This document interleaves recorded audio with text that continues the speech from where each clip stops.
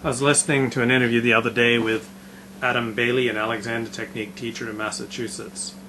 He makes the point, growing up I always did sports. As a child, sports were fun and easy, but as I got older, for reasons I could not figure out, sports began to become more difficult. There were even days when sports were a struggle. I didn't know what that was all about until I discovered the Alexander Technique, which showed me I was putting more effort into the sports than I needed to. Alexander Technique helps athletes not to overdo, not to strain unnecessarily. So as a child, I was only putting in the necessary effort into sports, so they were fun.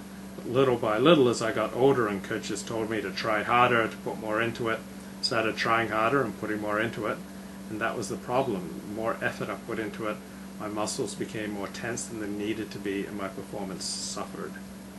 So the instruction to try harder will usually have a negative influence on the outcome. A better instruction would be to try something different.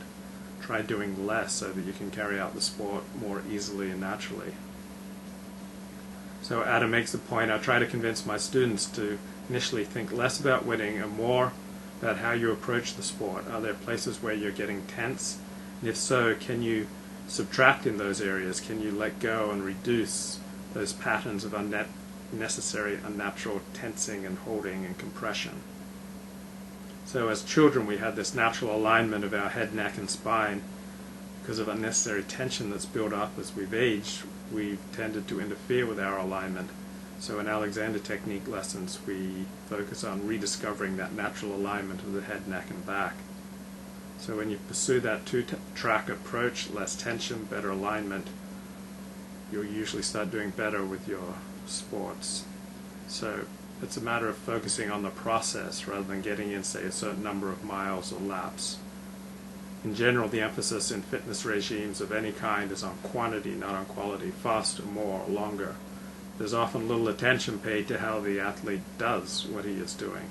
So when we focus on the process rather than the goal, it doesn't mean that we give up the goal or we give up a certain number of laps that we've always done. It just means that while we're doing it, thinking about our approach, how tense we're getting, and how well we're staying aligned.